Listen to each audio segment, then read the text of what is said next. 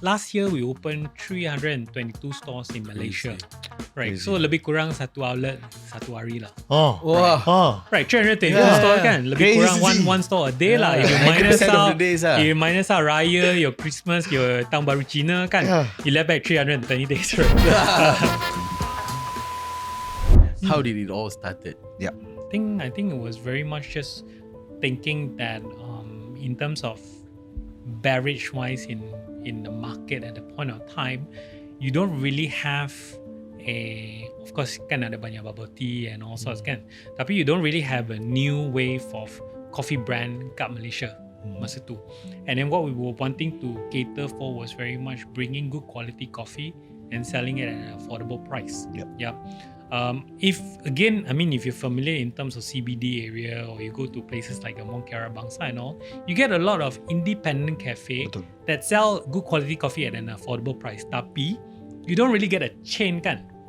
You can't get reliability and access everywhere. Correct. You don't really have one single brand that I know that I want burger, you go to one single if store kan? If I go Johor, I cannot find that coffee lah. Correct.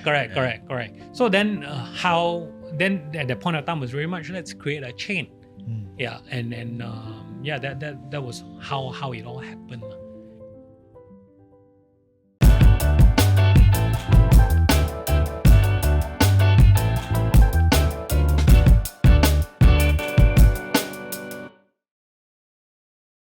Assalamualaikum warahmatullahi wabarakatuh. Nama saya Ashraf Khalid dan bersama saya Ishraq Kamarudin. selamat datang ke Apa Cerita, di mana kita mendengar kisah individu-individu yang berjaya dan menarik untuk dijadikan sebagai inspirasi dan teladan. Assalamualaikum semua. Yes, so Alhamdulillah, today we have a very very special guest, Super special. and this guest has made it to the global punya level. Yep. Dia dah ada dekat banyak negara dah sekarang. Betul. And dekat dalam Malaysia sahaja beliau ada 800 outlet. Betul. So making them one of the biggest chain dekat dalam Malaysia ni. Yes. Kan selalu kita dengar orang cakap berapa chain, ada 100, 50, kita macam wow. Yes. Ini dia ada 800 bro dalam And Malaysia. based on apa kita dengar, soon they will be the largest chain. Yes. They will be, insyaAllah, they are InsyaAllah. on their route to be the largest chain in Malaysia. Correct. And for me, our guest today, he's something yang kita sangat apa orang kata bertuah lah sebab Betul. dapat. Sebab of course he will share with us how they actually scale the business. Correct. From zero kepada Hero. to billions now. Yes. Kan, amazing. And just to point out, yang ni adalah jemputan I, bukan jemputan Ashraf. Oh yeah. Pasal quite rare, so Quite rare, kena yeah, point yeah. out sikit kan. But yeah, thank you Thank you Yes. for your Contribution. effort. Yeah. Thank you for your contribution. Alright, so Dah lama tak terjadi without further ado Yeah. I will introduce the guest. Tapi Yeah. sebelum tu, kita nak sarankan kepada viewers out there yang belum lagi subscribe kepada Apa Cerita untuk do subscribe. It's free. And jadi kita boleh manfaatkan lebih lagi orang. And hashtag nak ubah member. Yes, ajak Dan semua juga member. episod ini dibawakan khas oleh PTTI. So if you guys ada anak-anak yang muda-muda yang akan mengambil SPM daripada umur 13 sebenarnya, dah boleh register dekat PTTI because PTTI has so many amazing record. Kita pun dah menang, kita pun dah di-recognize sebagai Malaysian Book of Records Malaysian holder. Books of Record holder. Betul. Kita dapat 400 student daripada last year punya batch yang dapat straight A. Betul. 400. Yes. So Gila. and these are all straight A's. And kalau total A's pun kita dapat juga, for total A's dalam PTTI, totally cumulatively kita dapat 18,000 A.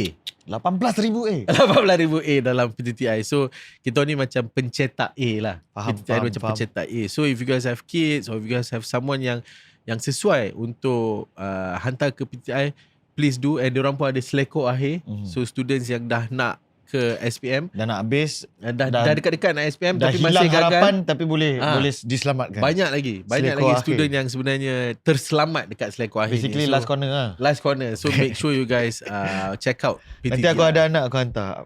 Definitely, insyaAllah. Aku bagi free. Okay. Scholarship. Baik. So without further ado, Bismillahirrahmanirrahim. Today's guest is someone I've admired for a while. His journey is nothing short of remarkable. His story and achievements during the past 6 years have caught our eye, with his journey starting with a humble 200 square feet kiosk in Kuala Lumpur in 2019 to now operating, like Ashraf said, 950 outlets, campur yang lain, across Southeast Asia with 800 stores in Malaysia. This collective of brilliant, which they call themselves the Avengers, brilliant minds have proved that they are capable of making dreams come true. Despite having to go through hardships, especially during COVID-19, we are very privileged to speak to one of them today.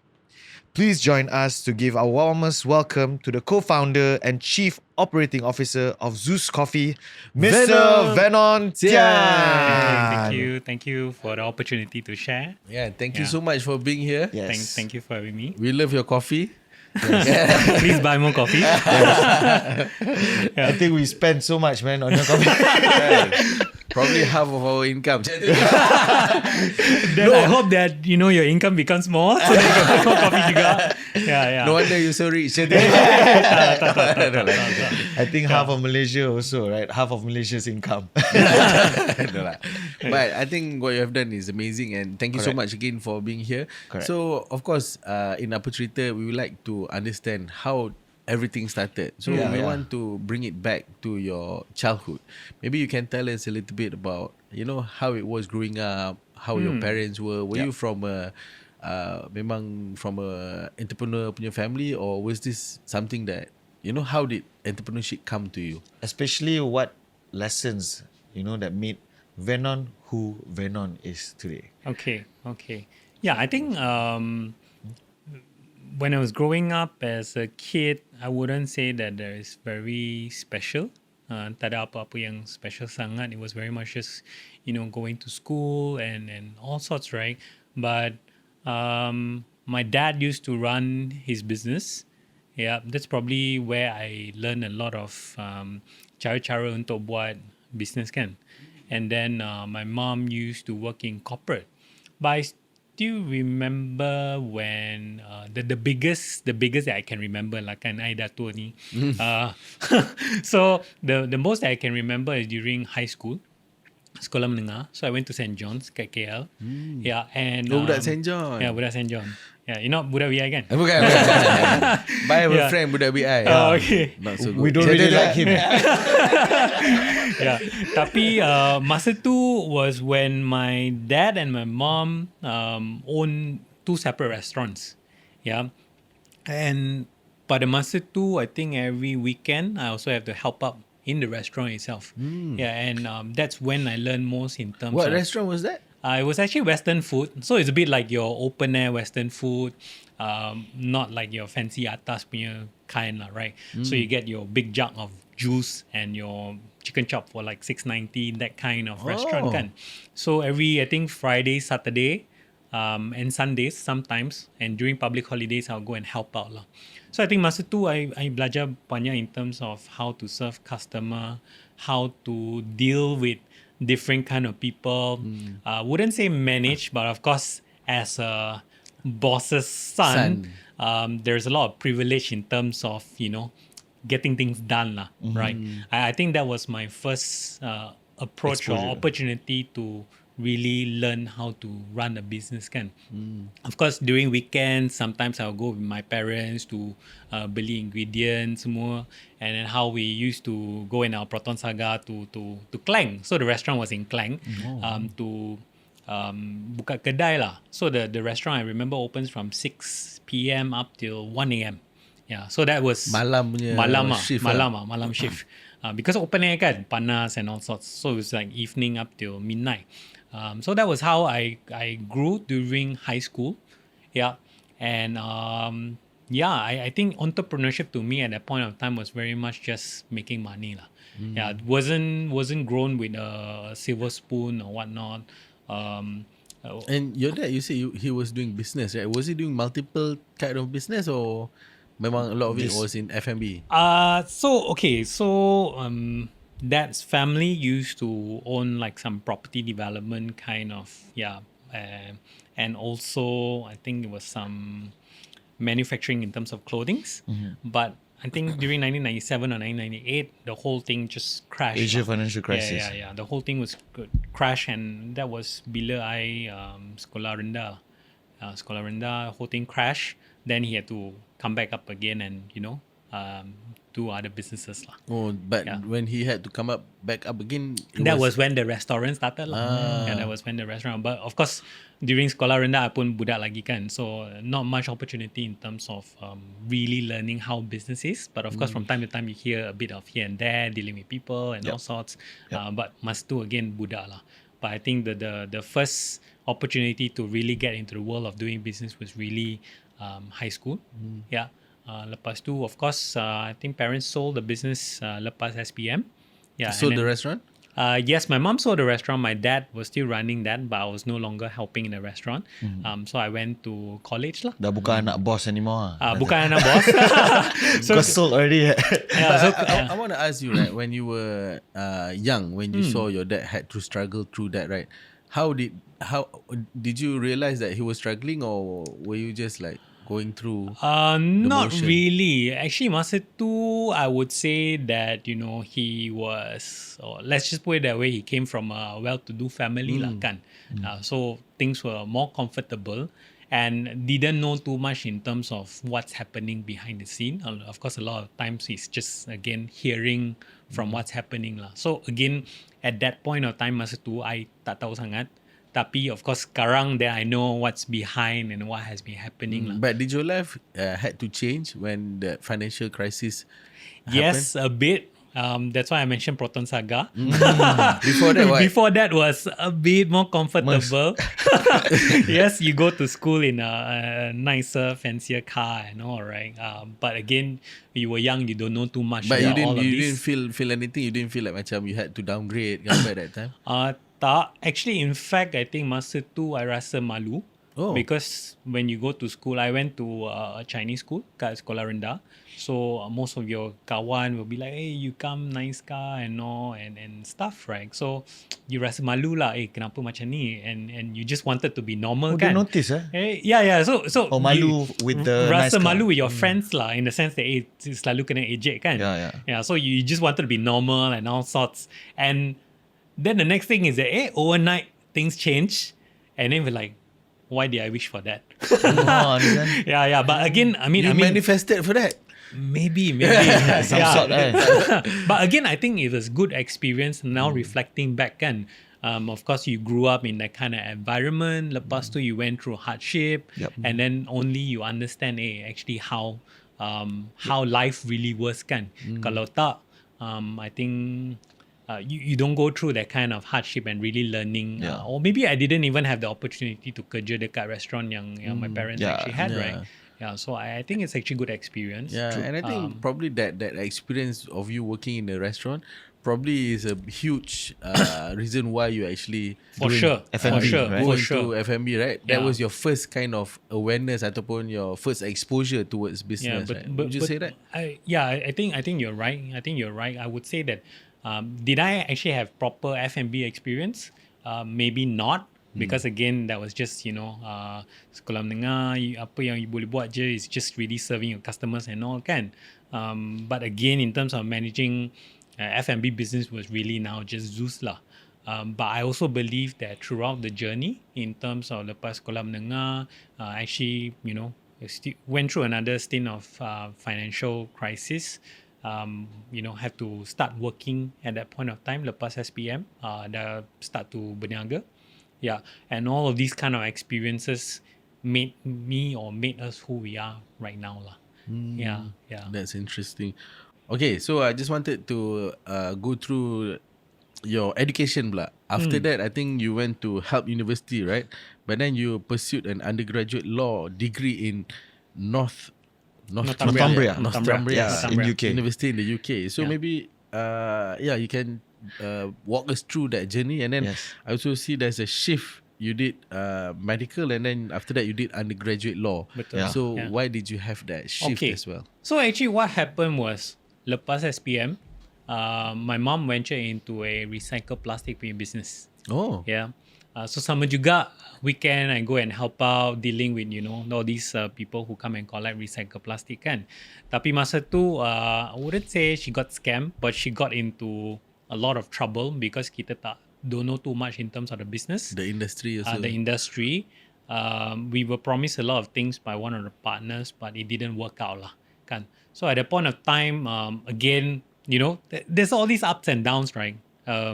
So it was really crashing down, and my mom just came to me and say, I dah tak boleh afford to send you to college. Yep. Yeah. And Again, another down. Another down, right? So then I remember I cried overnight. I was like, wow, I came from St. John's. I don't think I'm such a bad student lah kan. I'm probably average or probably above average kan. And most of my friends boleh pergi maybe college swasta, go to your your tailors or your Sunway and whatnot, right? And at that point in time, I was like, why did this happen to me? Yeah. And then suddenly what happened after that was really as a budak Cina, you grew up with a lot of ang pao money also lah. So the good thing is my mom has been keeping those money in my bank. Oh, wow. I still remember it was that the Maybank bank book, what was it called? Buku bank dia lah. Buku bank warna kuning. I dah lupa nama dia lah.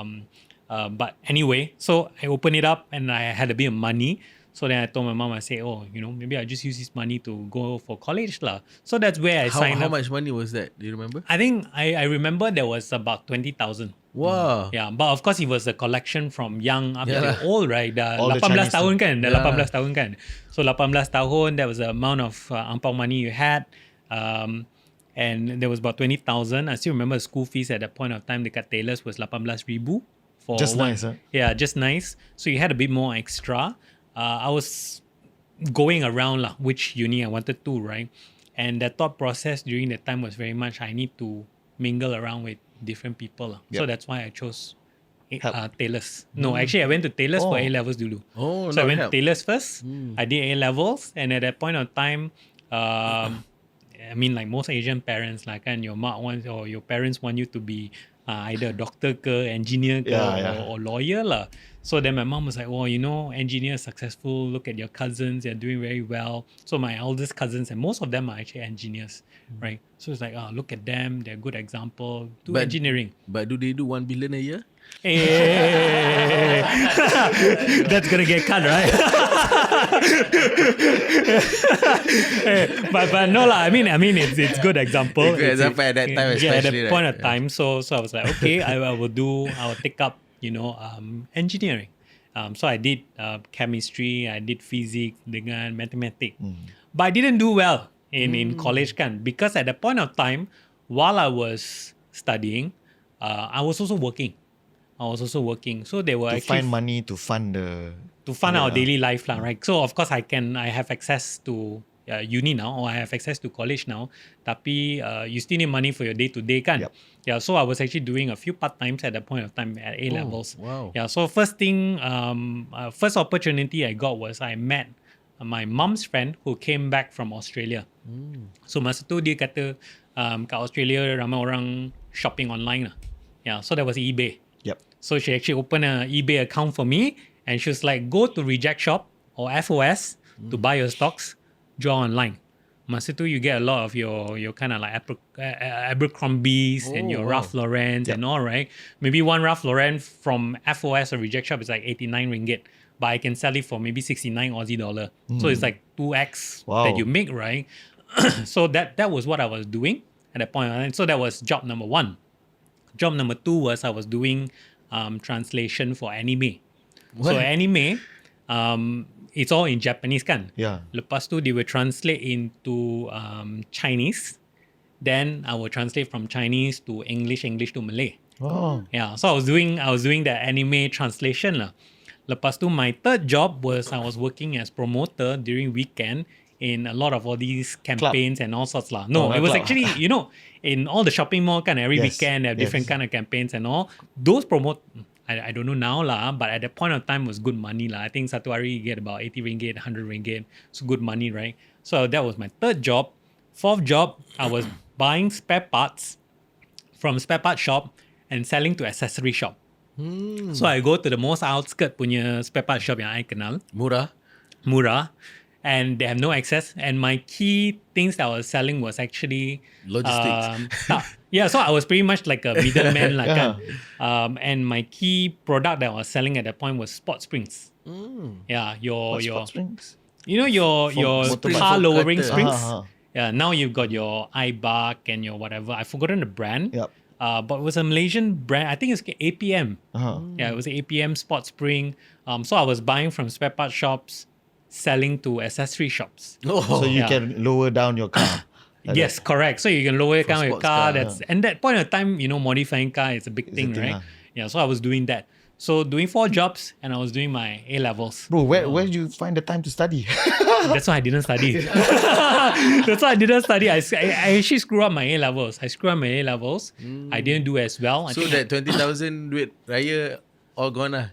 Tapi it gave me access into help. So I think the Stepping help stone. requirement for a degree wasn't that high at the point of time. I still passed my subjects. Oh, lah, you kan. passed lah. I passed. I didn't Tak flunk. fail. I If passed. you pass A level, that Yeah. means not that bad lah, bro. A level is quite hard. Right? Bad for Bad his for his standard standard, for his standard, okay. my class was pre-med. So all the was either doctor lah or engineer lah semua kan. Tapi I tak jadi, so I went to help. And my mom was like, oh, if you can enter help, maybe still do engineering lah or do accounting or whatever, right? Then I was like, no, I don't like. And my thought process at that point of time was very much, why? So the first thing that came to my mind was, I know about business. Yeah. When you do business, what do you need? Actually, network. Money. Yeah. Yeah. So then I thought, studying in law probably give me a bit of access to certain kind of people lah. Right. So then I thought, hey, I'm going to do law. Wow, And very mom was like, strategic. Eh? Yeah, strategic. but it was very objective driven kan. And it's always because of money kan. Yeah. You want to do business, you want money, and I need this. Yeah. And for longest time, people always tell you want to get rich, you need to mingle with the right people, right? So that was what I did. Yeah, of course, in terms of the online business and all, I was doing okay. I was making a bit of money, and that's how I continue to fund myself lah, to study. Yeah, so I went to help. I did law. Mom wasn't quite convinced, but lepas the first semester and she saw my results, like, oh, okay. You Go made the ahead. right choice. Yeah. Yeah. And I still remember at that point of time why I chose help was because they actually have a twinning program to UK to Newcastle specifically. Northumbria is actually in Newcastle. Why Newcastle? You like Newcastle, is it? Yes, because I'm a Newcastle fan. Okay. no I'm not wonder. a Newcastle fan because of the Saudi takeover recently. Because of Alan Shearer, is it? Because of Alan Shearer. Because of Alan Shearer since Generation, 1998, 1999 lah kan. So I wanted access to Newcastle, and then I thought, oh, What the access to Newcastle? yeah. So I went to help lah to do my degree lah. So that's how the whole law degree happened. Understand. Yeah. Oh, bro, But just now, just now you mentioned that you already knew at this time you wanted to do business, right? But when did you actually realize that business was your route? Actually, I didn't. I didn't realize that it was really forced into it kan. Kalau you tengok less of the promoter punya job lah kan. The eBay, the anime, the yang tu jual sports spring, all these were very much like business kan. Yep. And then I thought, hey, I'm actually quite good with this. Yeah, I think I can deal with people. I can deal with customer. And and when you're doing eBay, you deal with a lot of masalah kan. Yeah, And people like buying from me would mean that there is something in me lah kan. And of course, at that point of time, eBay was also doing well. So I thought, hey, I just wanted to become a businessman lah. A businessman lah. And people, I still remember when I first joined law school, my lecturer asked me, uni mana yang you nak masuk? Most of them will answer, I nak masuk Cardiff, I nak masuk Aberystwyth, I nak masuk Manchester, I nak masuk I nak pergi Liverpool. Tak ada orang nak pergi Newcastle. I was the one, I'm going to Northumbria, I'm going to Newcastle. Why? Because I'm a Newcastle fan. It was like, okay. Probably you and Syaril lah. Syaril. So then my lecturer was like, this student probably no hope one lah. This student probably no hope lah kan. But yeah, I still managed to made it. So I did 2 years locally kat help. Lepas tu I pergi 1 tahun kat UK for a year to complete my degree. Tapi I kerja for another 2 more years in the UK lah. That brings my to my question just now, right? So from that point sampai you graduate, you funded your whole education yourself. Yes. Through your various I mean, businesses. my parents did help a bit lah. Okay. Kan? So I think they hit the age of EPF dah boleh keluarkan duit. Okay. So they So took they- care about money, and then they helped me a little. I still remember my UK school fees was paid for by my dad. Tapi in terms of living, in terms of the rest, I kena fund myself lah. Understand. Yeah, and then of course I did a bit of savings juga during that time. But yeah. When you were doing this eBay and all these 4 jobs at the same time, did you manage to save a lot of money? I splurged a lot of money as well. Yeah, I splurged a lot of money because again, masa tu muda kan, you were like 18, 19 years Betul. old, you were making money, and then the first thing you can think about is, I was selling car parts to accessory shops, right? What do you expect? You'll be like, you get all these nice modifications and all sorts. So you modified your car as well? Yeah, I was driving a Proton Satria at that point in time. Oh, so I was brand new. driving a Proton Satria at that point in time. So it was always just after work and all sorts, hanging out in accessory shop. You want to modify your cars and all, right? And splurging a lot of money, going clubbing with your friends and all. So I still remember, and at that point of time, the character pun dah tukar. The character dah tukar because you among all your friends You were are the making money. richest lah. Yep. Yeah, you were making money kan, so you probably action a bit and all sorts. Hey, come party with me and all sorts, and you become a different person. Yeah, but I remember halfway through, actually this was my first hurdle when I was actually doing eBay, was I think there was something wrong with my account. Yeah, so I couldn't actually sell on eBay. And then suddenly overnight you have no sales lah. Then you start to worry kan. Yeah, and that turned around everything and was like, I think that lasted for about a month. That lasted for about a month. So no income for that 1 month kan. And then you rasa, why have I lived that kind of life and then suddenly overnight you become nothing. So then you realize that, you are actually nothing, right? But then of course was fortunate again to be given a chance again to sell online. I think then I changed a bit lah.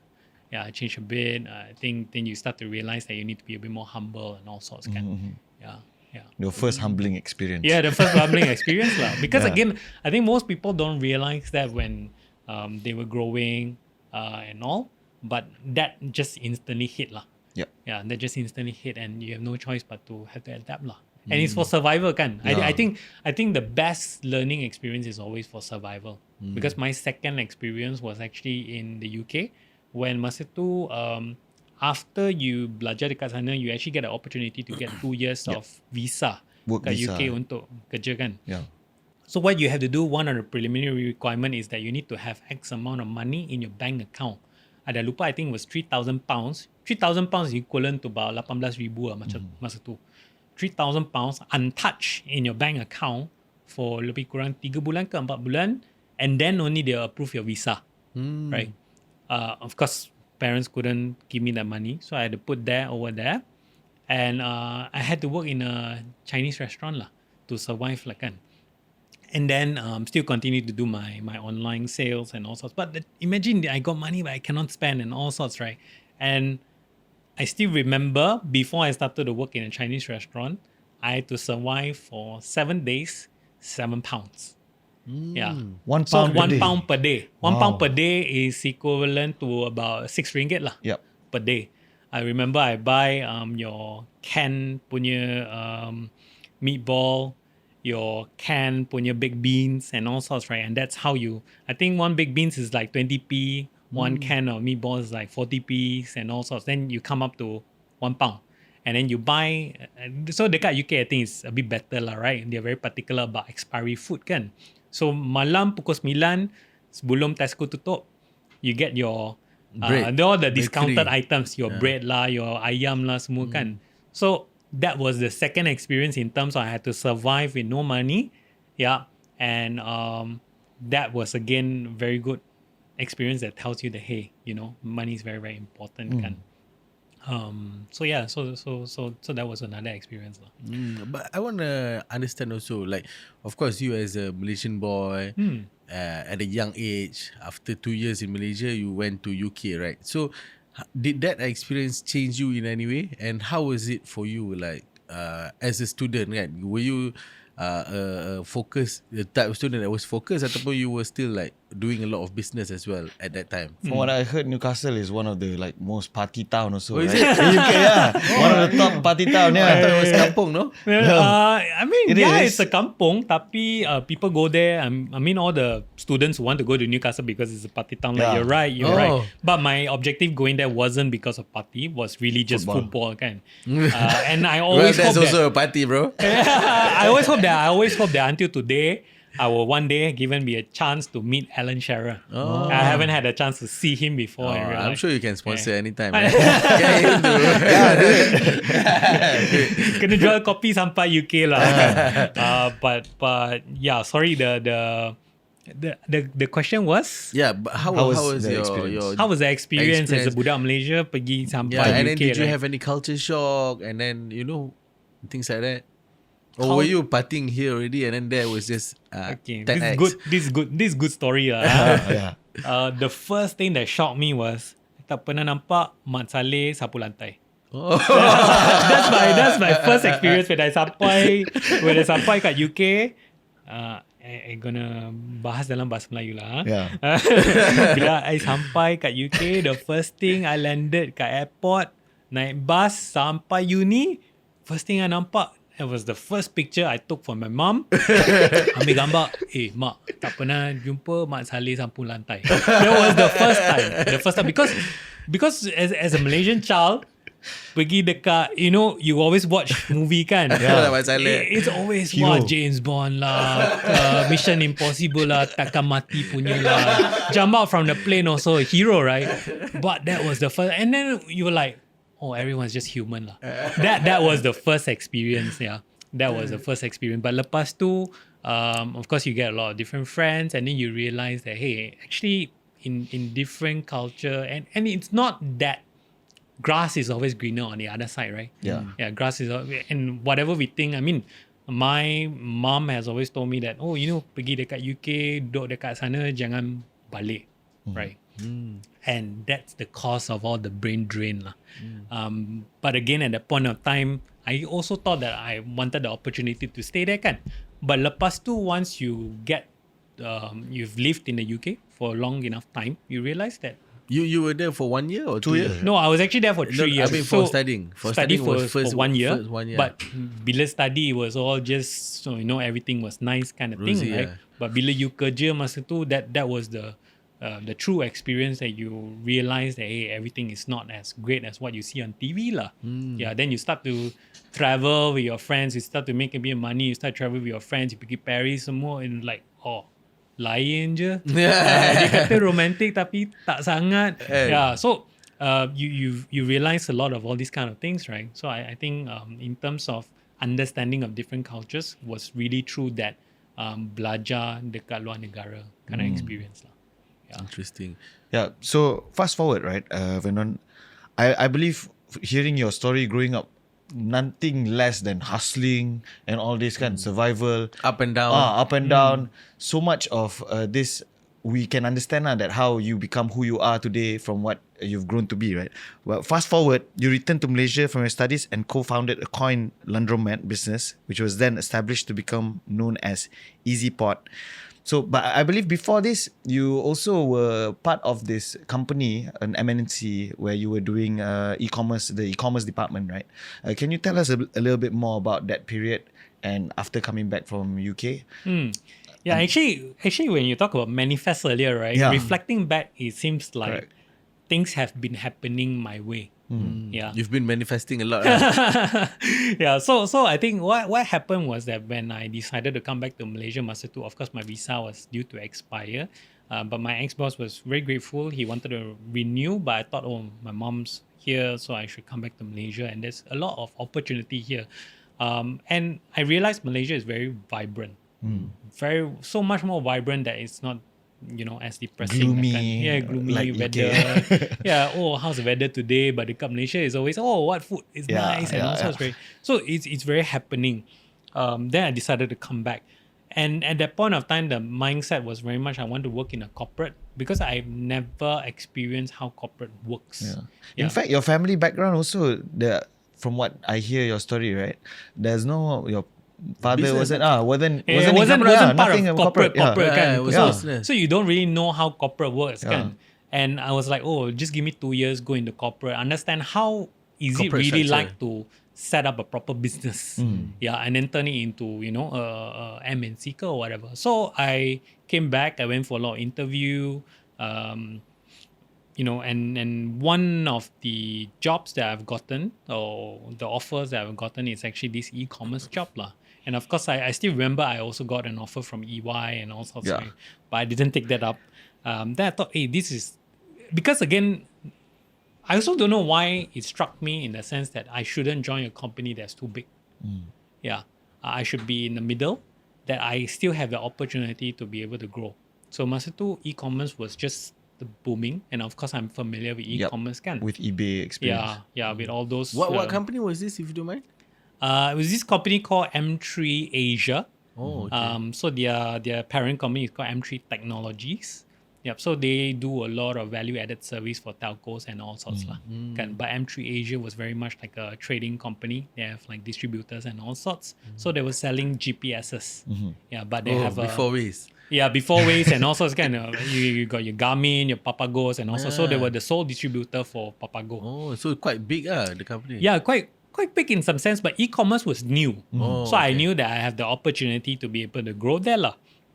So I joined that company. I worked there in e-commerce, but very rebellious. Constantly questioning like, why do we do things like that? Why are we so slow? Why so many processes? And also because again, Corporate. it's corporate kan. That's normal, kan? Yeah, corporate, a lot of processes and all sorts. And then you're like, wow, stupid kind of process lah. I shouldn't do things like that lah. And at one point of time, I wanted to leave the company because you just don't like all these red tapes kan. So I went out for interview, came back. I still remember I went to my ex-boss and I told him, I said, I got an offer. Are you going to make me a better offer or not? Or else I'll leave lah. And that was just the Wow, first so few. belaga. Yeah, belaga. The time I still remember it was a bit belaga. Then and I thought I knew everything kan. I was Yalah, aggressive, I berbalik was young, daripada just UK. came back from UK Yeah. kan. Oh, you guys don't know your stuff lah. I belajar kat overseas. And then, that's always the mindset kan. Then he was like, okay, maybe I'll bring you to meet our group CEO and group COO. Yeah, and I was young, I this was what, 2011, 14 years ago. I was like 24 years old. It's like, wow, this is my shot. Went into group CEO and group COO's office, went in there. They were like, oh, young man, I've heard a lot about you. You're probably like, the new blood in the company. Most of them have worked here for a few years, have seen how we grew into a listed company. Listed, Yeah, so it was a listed co. So then I went in, was like, what ideas do you have? Maybe you can let me know. Yeah. So I just roughly draw, there was a whiteboard in the room, right? So I roughly draw it out. They was like, oh, okay. Maybe go back and draw me a business plan. 1 month later, we'll have another meeting. And then if we like your business plan, we'll set up a company to do it. So I went back. I didn't know how to do a business plan. No Yeah. ChatGPT. I don't know a single thing on how to create a deck. I didn't know how to do what I need to do. But I'm sure right? you know how to do PowerPoint and stuff. Yeah, I know how to do PowerPoint. I roughly know what's the idea and all that. The idea at that point of time was really, we wanted to build a virtual shopping mall. Virtual shopping mall. I didn't know the right word, yeah. I said virtual shopping mall in the sense that, and I still remember the presentation was, I want to be able to walk in the mall, but through a website, I'll be able to go into different kind of stores and not having to drive to the shop. And it's actually our current, Shopee. yes, and Right. your Lazada's, Lazada, right? yeah. Of course, in online method, it's just very much your category and But all this was sorts. 2011, right? This was 2011, 2012. That lah. time was revolutionary. Now it's like, correct. So at that point of time was very much just wanting to digitalize the whole experience lah. Yeah. Because again, sometimes weekends you go to shopping mall, you go to Brato, and then sometimes you want certain things, you have no access or visibility whether if it's available kan inventory. Betul. So then I thought, if all of these are available online, kan bagus kan. And at that point of time, we don't even have Lazada yet. Yeah. Yeah, so I thought it was, now reflecting back, I thought, wow, I was a visionary lah kan. it was. Yeah. But again, I didn't manage to execute as well. But my bosses bought in. My bosses bought in the idea. So it was like, okay, we're going to set up a different entity. It's called M3 Shop because the company was M3, right? So it's called M3 Shop. I was wasn't GM yet, but very much operations manager, but overseeing A to Z lah, from setting up the entity to getting everything up, the budgeting and all sorts. And that was my first stint in terms of really learning how to run a business in a proper corporate. Yeah. Yeah. and Real how do you- entrepreneurship Yeah. But in a corporate But in a environment. corporate Yeah, world. without So you your have own bosses, money, you yeah. have stakeholders, you need to deal with, you need to go for AGMs and all sorts. And you were 24 years old. Yeah. 24 years That's old. actually very, very good Very, exposure. very yeah. good exposure, very good experience. Kan? Correct. And that's how it all started. Then my boss realized that, this young man cannot run a proper corporate business. So he actually hired a business consultant to consult me and mentor me. Yeah. And that's how I learned how corporate works. And then 2 years later, betul-betul just ngam-ngam 2 years, I left and started the coin laundromat business. Lah. Yeah. So that's is this the same mentor that you were telling me about? The one that invested in the Yes, ZUS? yeah. So what happened? So you met him through M3 Yes, so I met him through that company itself, and at that point of time, what triggered was that I was told that I shouldn't be working for other people. Lah. I should have just started my own business. Your kan. mentor said Correct. It was like, see something in you and probably should start a business. Lah. you are too smart for this. Yeah. No, I wouldn't say too smart. Lah. I wouldn't say too smart. It's just that, you're probably not made for this lah, kan? Because again, in corporate, kan, banyak red tape Yup. and it's very, very slow and all sorts. And you're very aggressive, you're young. Yeah, so you want things fast. So then he asked me, what do you want to do? And I told him, actually, my biggest challenge is I really don't have money to start a business. So he said that, if you want to start any business, I'll fund you, but just give me an idea, right? So I gave him the idea. So at that point of time, the business that we wanted to start is similar to, if you remember, back in the days, we have Cow Team and Service Hero. Yep. Something Cow similar. Team. I know Cow Team. Yeah, something similar. Yeah, so it's very service-based, or in fact, one of the key categories that we wanted to serve was very much made online. Because I know the problem of every time you need a cleaner to come, you kena call, ada orang ke tak ada, then you kena call lagi. Betul. But if you can go on the website and you can book it, I think it's very easy kan. Similar to your shopping idea lah. Yeah. But But for services lah kan. Yeah. So then we wanted to start that. So I left corporate. I wanted to start that. First day, went to the office, drew up how the UI UX would be, your user interface, your user experience should be, kind of use a few A4 paper, drew out. Then it took me half a day to draw. I still remember it was a Monday. Drew up that whole thing. Then lunchtime. Then this mentor, he came to me and was like, my friend called me to go and attend one of these seminar. Maybe just want to sell us something. Let's go and listen since we got nothing to do kan. We also need a tech developer to develop the website kan. So we're like, okay, let's go. So we went to this seminar. And yes, true enough, someone wanted to sell us, which is the coin laundromat idea. So they actually sell machines. Yeah, I was like, you invest in a machine, then you boleh buka kedai dobi and all, right? Then we came back and we were like, that's a cash business. It's getting famous. And then I was like, I used to use this in my uni times. And then in the States, it's quite common, kan? Yep. Yeah, so we're like, since it's new, just scrap the idea of doing the whole e-commerce thing. As much as, again, if you think back, as much as I'm passionate about e-commerce and all, doing business has always been about money. Money, kan? Yeah, betul. Yeah, so at the point of time, I was like, okay, this one Because can probably at that time your priority was money. Correct. Yeah. So again, then it was very much, this one is a cash business. Let's do coin laundromat. So that was tahun 2013. You sempat you sempat sketch je lepas tu. Yeah, sempat sketch je, lepas tu just scrap it off lah.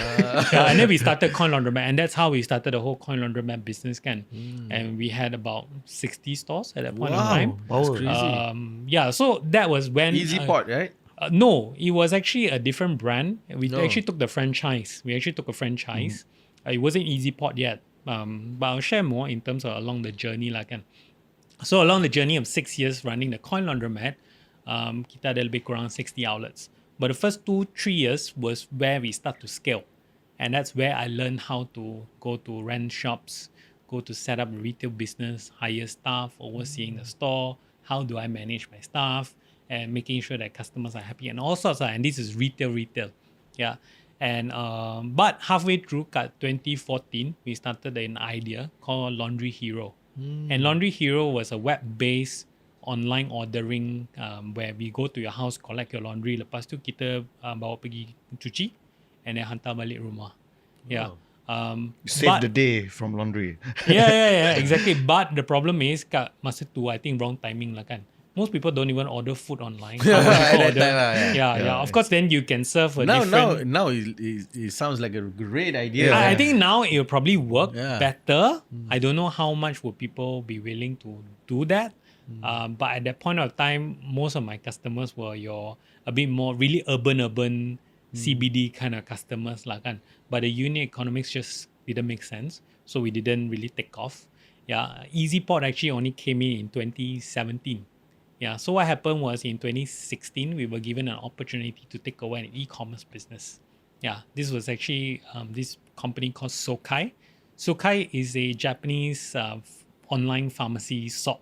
Yeah, so we took it over because at a point of time they wanted to leave the market, so we took it over, and then we wanted to turn it around and all sorts lah. As much as we could cut down the burn, but it was very challenging for us to run that business. So kita stop, I think about 9 months down.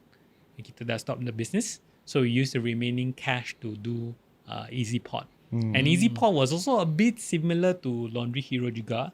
So the idea was very much just lockers kat town. So we deploy these lockers in all the condos, office and all.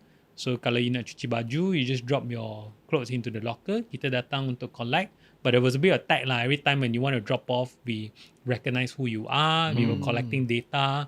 And then when there's clothes inside the locker, we know as well. So we will come and collect. Kalau tak ada, kita tak pergi collect. Yeah. We have a dashboard to view what's happening with all the real time in our lockers kan. Wow.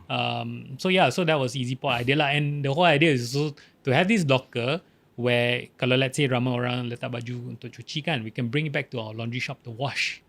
Yeah, so it was already there. The asset was already there kan. Yeah, then lepas cuci kita letak balik kat locker. Yeah. So that was the whole idea, and that happened in 2017 after the whole 2016 e-commerce. And at that time, you actually met your partner there as well, right? Your current partner at EasyPort. So actually, how I got to know Ian was actually in EY. 2013. Oh. Yeah, in 2013 when actually it was 2012. Before I started the Coin Laundromat, it was actually this mentor, angel investor, who invested in his startup as well. Yeah, so he constantly tell me, I've invested in this startup. What's happening? What startup was he doing at the time? Yeah. So he runs a beauty e-commerce store. Oh. Yeah, so Ian used to run a beauty e-commerce store. It's called Hermo. Oh, Hermo. Yeah, it's called Hermo. He exited the business, I think, in 2017. Yeah.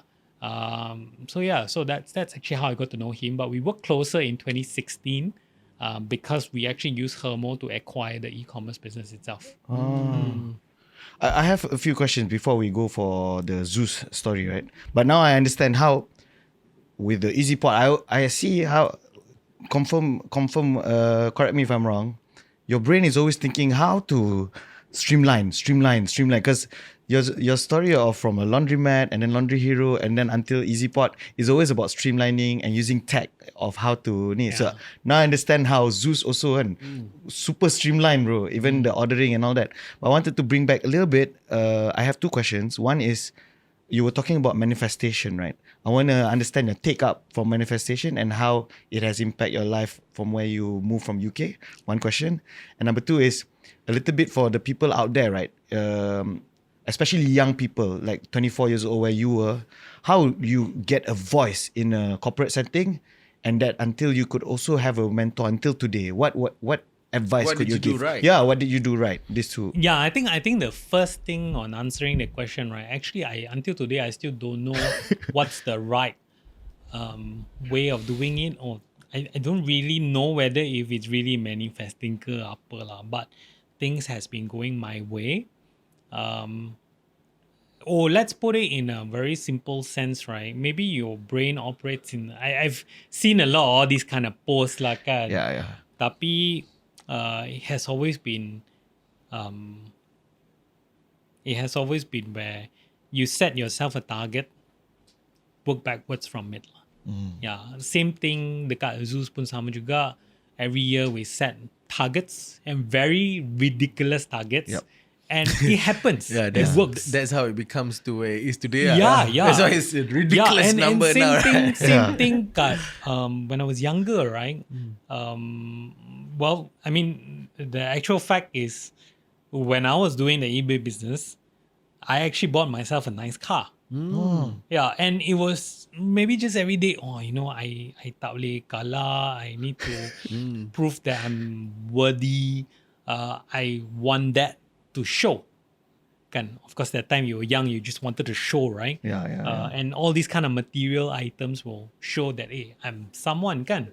And it has always happened for me. Like, I want to go to Newcastle. And I always wanted to go to Newcastle since I was 11 because of Alan Shearer, right? Because of Alan Shearer, I want to go to Newcastle. And it happened. It's by hook or by crook, your brains just probably put you into that direction, kan? In this book called Think and Grow Rich, that is in chapter number 4 called auto suggestion. Once you Auto-suggestion. once you have the thing in your mind, then things suddenly work your way. But of course, after that, you have to do the organized planning, like you said just now lah. Having that apa orang kata, having that target and work backwards, right? Correct. Yeah. So it has always been really setting all these kind of targets, right? But when did you start to have this target kind of mentality? I think since college. Since college, yeah. Or let's put it that way. If you want to bring it even longer, I set a target. I wanted to go Newcastle when I was 11. I made it when I was 20. Yeah, pun sama juga kan. But it was actually in the brain, and it's really having that goal and objective kan. And once you have that, your brain will tune in. Macam every day you pergi kerja kan, you drive the same route. Actually, you don't have to think, right? Yeah, It's betul. auto-suggestion, je, and you manage to drive to work juga. Lepas kerja pun sama juga. I drive je, tak payah waste kan. Betul. But I think our brain works that way, and I think all these years it has always happened in that sense. From when I graduated, I didn't manage to bring my mom to the UK because I couldn't afford. And I graduated myself. Of course, I sent pictures back from my mom, right? She was very, very happy. Then I told myself, one day when I work or run my own business, I want to be able to afford to bawa my mom to UK to see my uni, where I graduated in, and how was my city, meet my friends. And later on, 10 years later, I managed to do it lah. So I brought my mom to the UK, I brought my kid to the UK, I showed them, this is where I used to study, this is my life, this were my friends. And so I don't know whether if it's manifesting, but really it's just setting target and work towards that. Eventually, it will happen. And I mean, a lot of my personal life is also the same thing, right? I used to be big. Oh, really? I was 95 kilo. I saw. I will show you my license later. Yeah.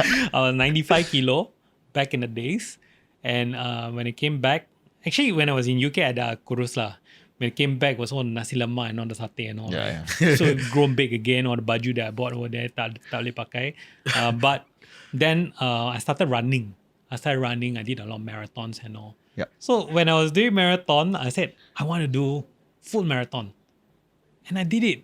42 kilos. Then I told myself, full marathon je. And one day I realized my girlfriend, my wife now, wants me to accompany her after my full marathon to do a 10 km in Penang.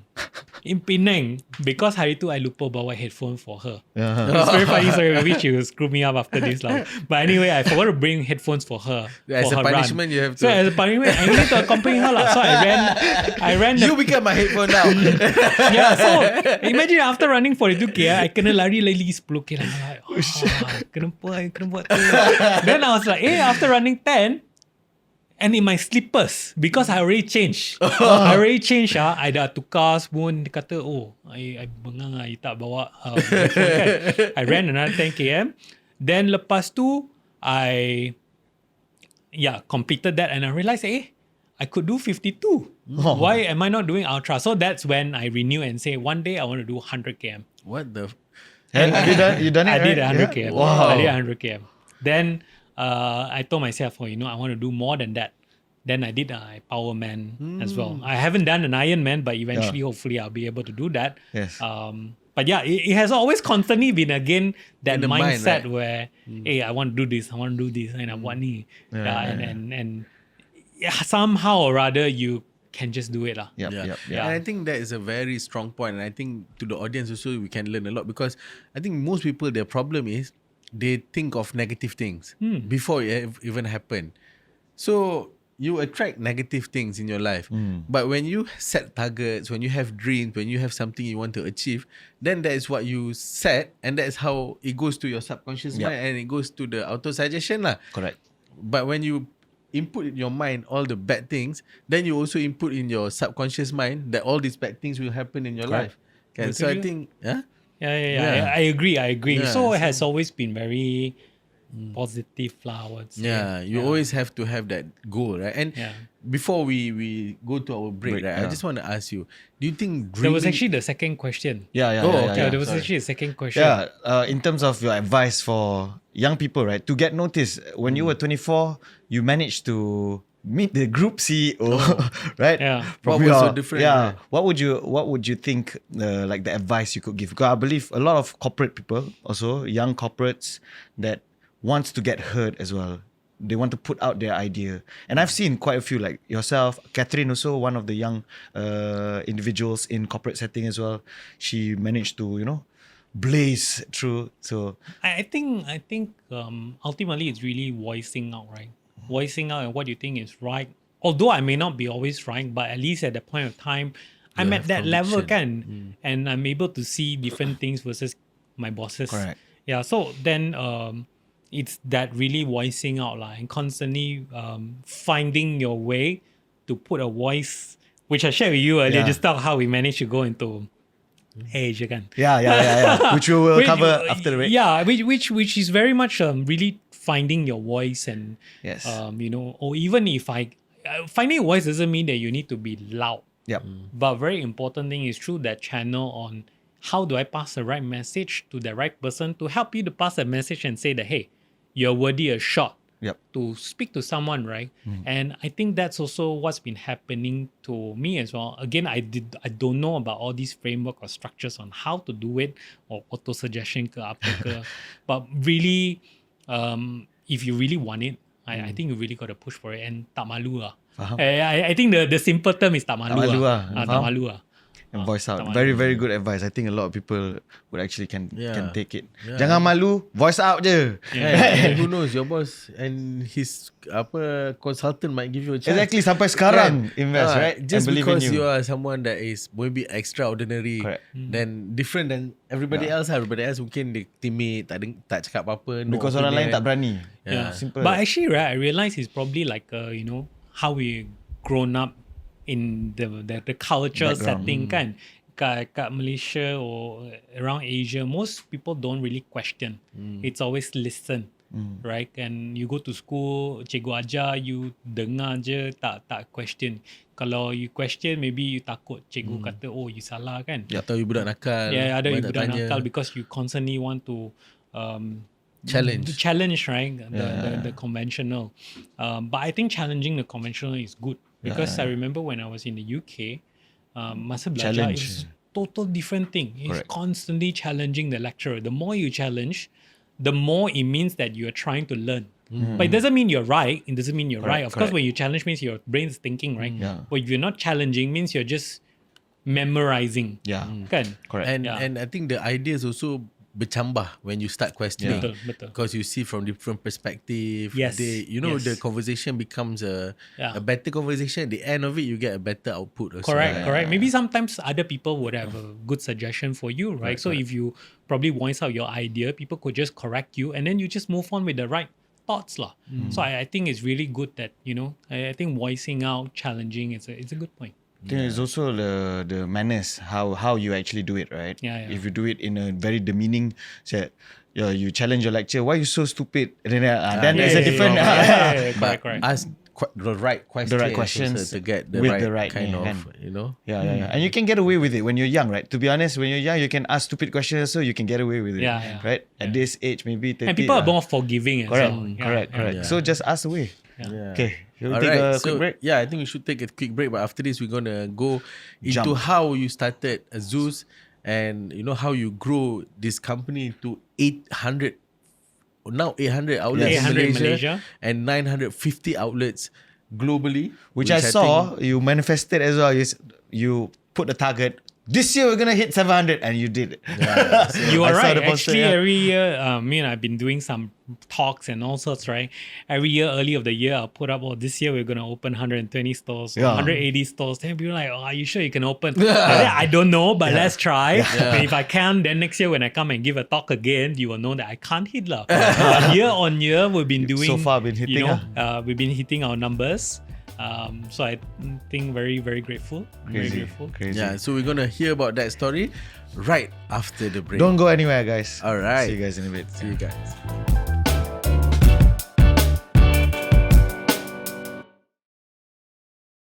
All right, welcome back to Welcome Apa back, Cerita. welcome back. We are with Venon. Yes. And I think the story so far has been amazing. Correct. And I think we've learned so much in terms of, I think for me personally, I learned how everything you want, you actually can achieve. Correct. Because you have a very strong mindset. And so I think that's one of the key takeaway that I took from the conversation with Venon. Yes. We So- also have our side discussions, right? Yeah. All talking about all this, how he achieves things and everything, right? Yeah. Yeah. So, all right. So I think we want before we start jumping into ZUS, right? Yeah. I want to ask you: do you think dreaming is important?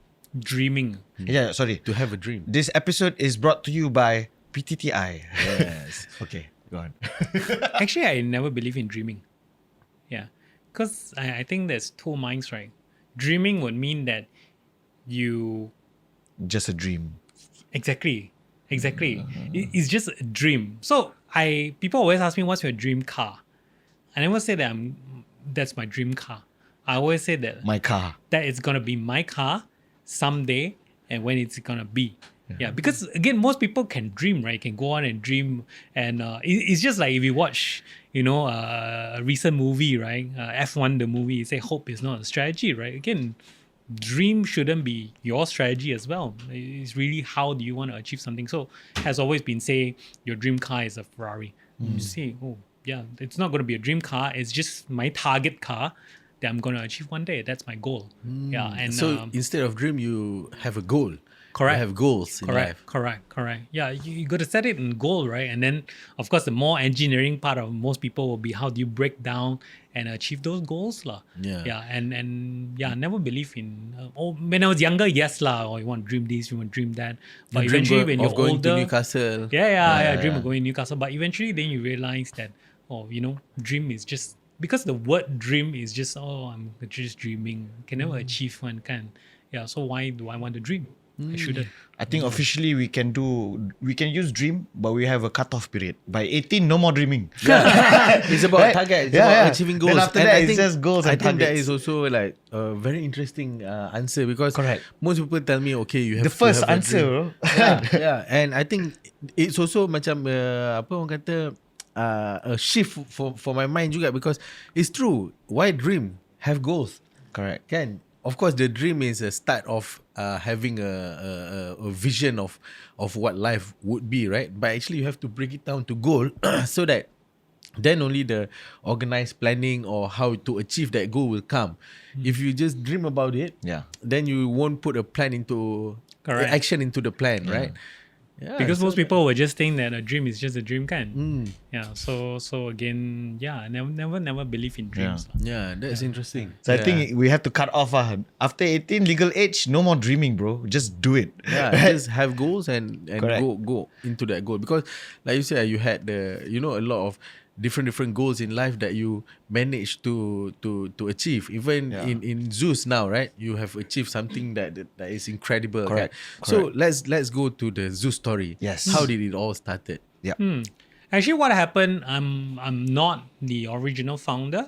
Yeah, there are actually 8 co-founders within ZUS itself. Oh, wow. Yeah, there are 8 co-founders. We call ourselves the Wonder 8. Yes. Not the Avengers? Yeah. I'll share with you the story. Okay. Yes. So we actually have someone about 2 steps back first. Okay, let me tell you about the founder. So the founder himself is actually Ian. Ian founded Hermo and all. He exited the business 2017, but he had to stay back for another 2 years. So up till 2019. After he left Hermo, he didn't know what to do. So he went to explore around, travel, and wanting to find inspiration. Then he went to China and he found this business model to be really good, which is fast coffee, right? You can order online, collect in store, and he wanted to pay cash and they just wouldn't accept it. Wow. Yeah, and it's, Where in China? I don't remember where exactly, but it's actually Luckin Coffee lah, right? Well, the inspiration came from there, right? There was like, oh, I can actually do that because I'm familiar with tech and know how this works behind the scene, and think that it's actually a very good model to bring back to Malaysia. So then it all started with the development of the app, even before the store, because we were familiar with it, right? So Ian started the app, and then he reached out to my mentor, the one that I told you about, that we started the coin laundromat together, right? And he was like, oh, I want to do coffee business. So he reached out to him because, of course, he can trust him. Second thing is that in our coin laundromats, for the longest time, we've always wanted to put a coffee vending machine inside. But it's very hard to manage, but the coffee doesn't taste as good in a vending machine, right? So he reached out to him and said, hey, I want to start a coffee business. But he has actually bounced off the idea with one of his friends, who's one of our co-founders now, right? So two of them wanted to do coffee. And my mentor was like, oh, okay, since you guys don't know how to run coffee business, let me introduce you 3 guys.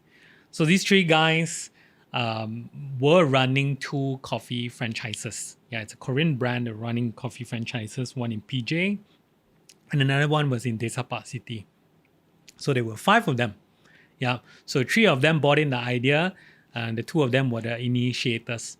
And there was one mentor, right? Yep. So to us, the mentor was very much like Nick Fury. No superpower, but he's there to gather superheroes, right? Yeah. So it's just, I can gather this guy, he can do this, I can gather that guy and do that. So he's very much a Nick Fury, right? Yeah, I want to be that guy, man. I want to be to assemble. So he's the one who assembled. We call ourselves Avengers as well. So there were 5 of them.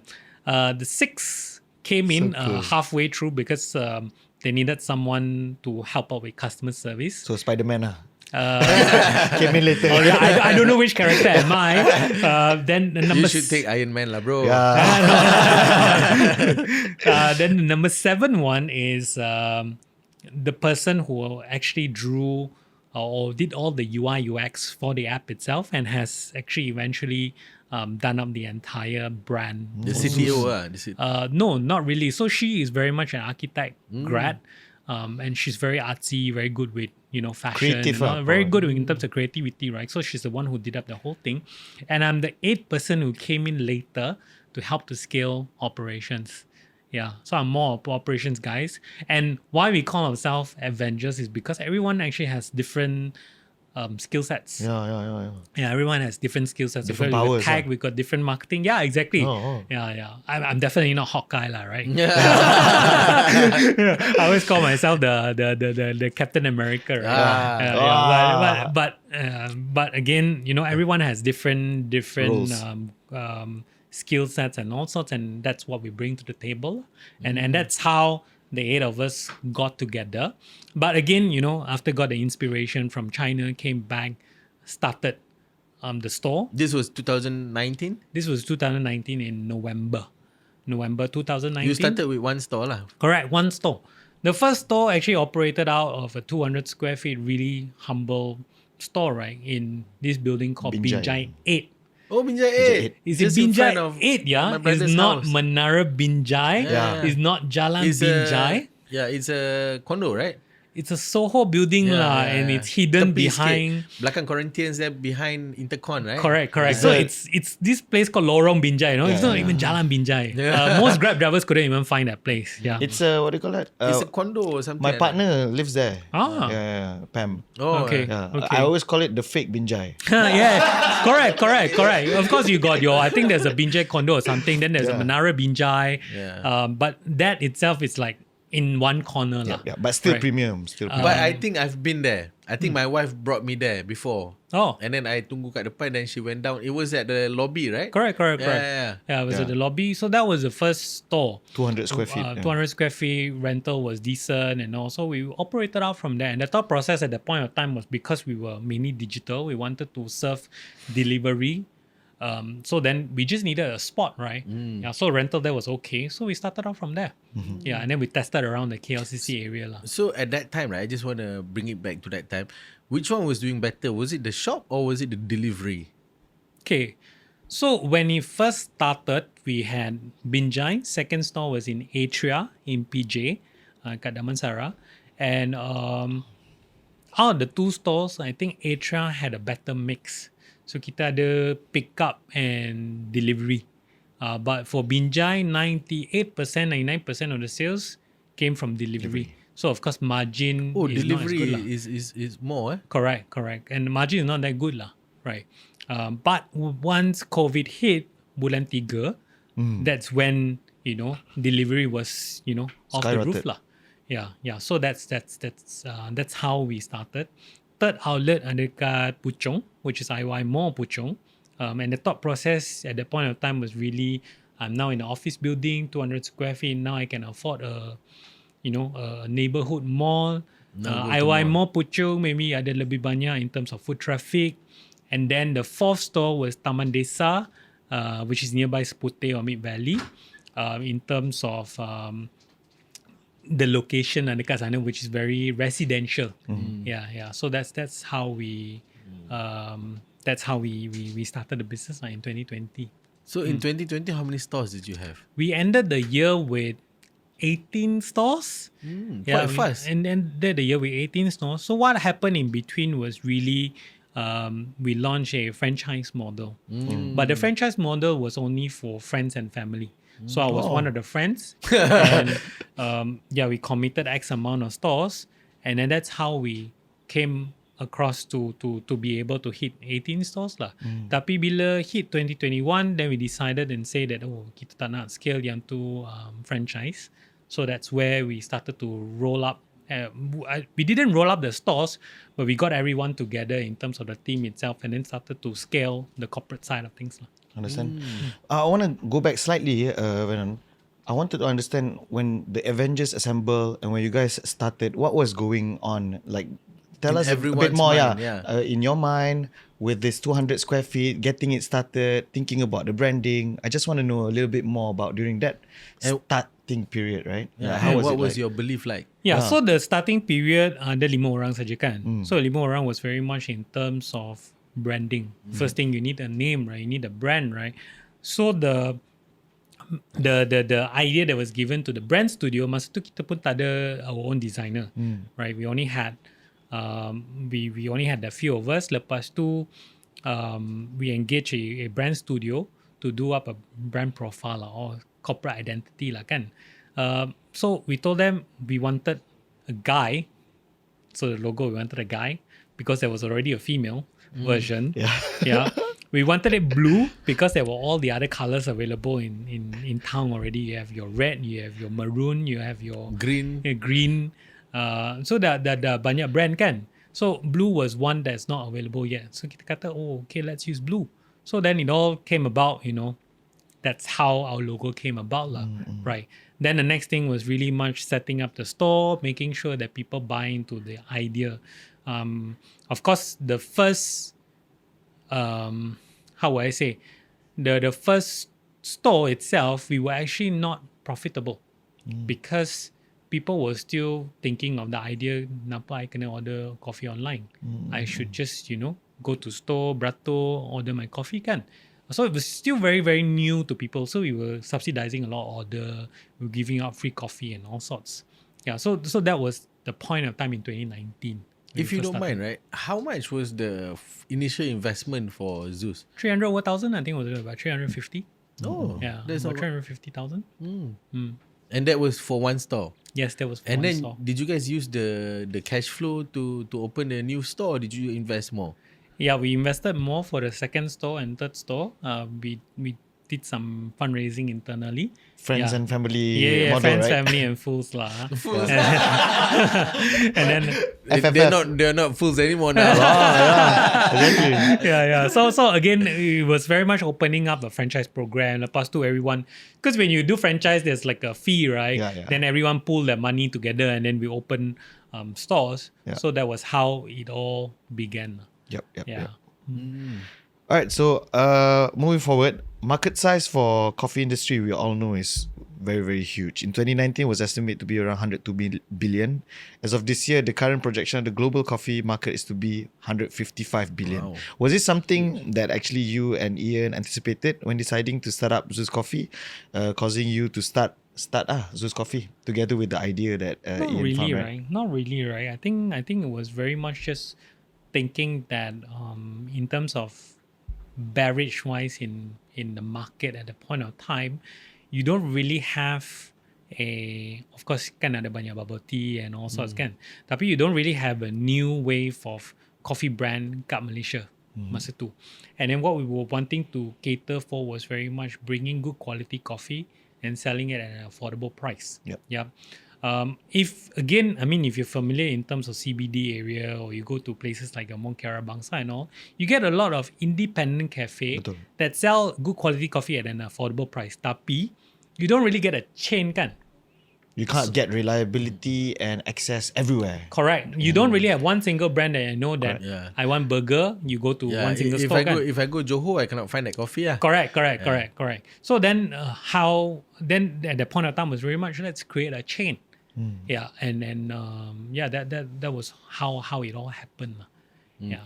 What would you super say your biggest achievement so far, like running this ZUS Coffee? Very proud of. Right. I think the proudest thing is we are able to grow or able to prove that a Malaysian brand can also do well. Yeah. Why is because I still remember when we were scaling, people were like, all of these guys are all international brands. Why do you think you can do better? Yeah, and I think we've proved to have done that.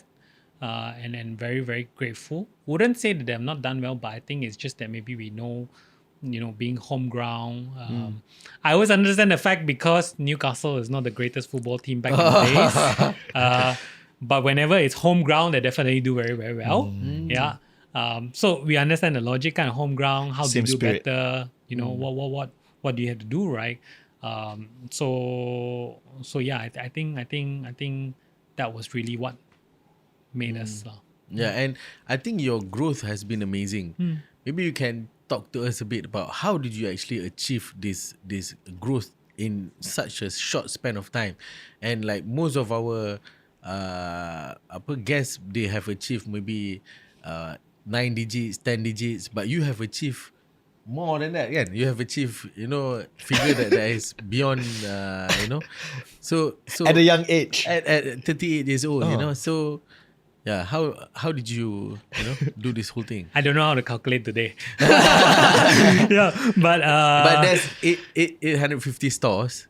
If one store also do, 30,000-40,000 also He likes to is do already, Everybody get your calculator. yeah. But what is the average per store revenue like? I'm not gonna share it. Dangerous. Yeah. Sorry, your question was again on Growth. Growth, yeah. I think it's people. The biggest breakthrough for us is constantly bringing different talented people into the organization. And I still remember this was 2021. Kecil kan, everything one person do 10 things, right? Now 10% do one thing, right? And because the organization has grown, right? And Why do you need 10 people to do one thing? no, because the complexity is just the so complexity, okay. high. The complexity is so high. Like last time, kalau I nak launch something, besok I can just go to supermarket, I just beli ingredient, I can launch tomorrow kan. Yeah. But sekarang, it's so complex because all our stores are all halal certified or work in progress to halal certification. Then you got to make sure that every of the ingredient that comes in are halal, everything that we do are right. And there's a lot of process in between kan. Yeah, and that's why you need 10 people to do one thing. But again, I think the biggest breakthrough is really investing on talents, bringing the right people on board to be able to do things, and acknowledging the fact that we don't know everything. Yeah, we always had that mindset where the co-founders don't know everything. Yeah, if let's say there are people who can do a better job than us, please take our roles. Yeah, and we're more than happy to, take a step back and let someone else to manage the business. And that's how we've always been thinking and operating. Yeah, similarly, whenever, we bring in different kind of talents, we always go in the kind of approach where I really don't know everything. That's the whole reason why I need you. And what or where do we want to grow the business to, right? Yep. Yeah. See, I still remember 2021. We so every year we actually have a target. I want talents from where? I want talents who have worked, what kind of experience and all sorts, right? And we still manage to get it. Then at the end, we want talents from consulting firms. So we've got people who used to work in like your BCGs and all to come on board and work in like people will be like, are you But crazy? you go very specific. This year, I want talents from here. Because these are the guys who will have those kind of experience yang The skill sets. boleh bring to the table to tell us that these are the things that you need to do, right? Yeah. So we know very well what are the kind of people that we want to bring on board and to help us lah in the whole business lah. Of course, when you bring a lot of people on board, there's different kind of minds, different kind of ideas and stuff. So how do you integrate everything and make sure that the business or whatever you are doing, you still can proceed and the culture around the business is positive? So how do you? Yeah, so I think you rightly pointed out, right, in terms of culture. But I think the key word behind it is really alignment, right? Alignment in terms of how you want or where you want the business to grow to, right? Say back in the days, we told everyone that we want to be the biggest in Malaysia. Yeah, everyone's aligned. I always use this word lah. My role, I'm a salesman. I sell dream. Yeah, I sell dream. You sell dream or sell gold? Yeah. Meaning it's never going to happen. It's just But you sell. So that way we'll be able to push out because dream is different to different people, right? So then when you set the target for them, you're like, oh, we can be this and all sorts. And that's constantly what we do. And people buy into that and be like, oh, I'm going to be able to hit those targets. I'm going to be able to hit those goals. And that's how we became who we are. And it has always happened for us. Has always worked for us. amazing. You mentioned people in terms of growth, right? I saw your podcast one. You mentioned about how you lay out everything you guys have to do, and then you map it all out. So can you share a bit in our podcast where, in terms of automations and processes, and how do you do it? Like, what's your take on it? In terms of growth. So in terms of that particular incident, right? What happened was, I still remember one of our co-founders. He was too busy. So dia tak reply my WhatsApp message. Then I'm like, why are you so busy all the time? What do you do? Then I started listing up in terms of all the things that he was doing. And then all the things that we need to do. Then the pastor I kata, we need someone for this. We need to hire this person. We need to hire this person. But of course, buat masa tu, you be very scared to hire because you cannot afford. Right? Yeah. So then you try your luck lah, which is more important, which is priority. So lepas tu, that's how we put that structure in place and then say that, kita kena hire these people or these kind of talents to come on board lah. But when it comes to processes, automation, actually until now, we are still very much drawing, still mapping out in terms of processes, complexity, how do I cut and all sorts kan. But it has grown to a size where even ourselves is very hard to control. So we hire professionals in or even consultants to look into our current process and benchmark it against industry standards lah, or the best practices lah kan. But so for in terms of automation, I know currently in this current world there's a lot of AI and all. Yep. But to me, I think it's all BS. Because AI is just a sexier word for automation, kan? Yes, back in the days, and why I say this, right? It struck me when I went to Japan early this year. Yeah, so the first meal I had was actually I went to Yoshinoya. And Yoshinoya is they have all sorts of different don and all sorts, and it's like a rice fast food. Yeah. So I went in, I sat down, and Japanese don't really converse, right? It's always just sit down, everything is machine ordering and all. And look at machine ordering is also another thing. Okay, I'm just gonna share the Yoshinoya one, right? Sat down, there's already a tablet there, click, click, click, click. Next thing, 1 minute, 2 minutes, your order is ready. Yeah. Someone serve, pick up, makan, no BS, no extra, no frills, no nothing. After you're done with your food, ciao. Right. Yeah. And then if you look back in ramen restaurants back in the days, right, Japan, right, they already have self-ordering kiosks. Yeah.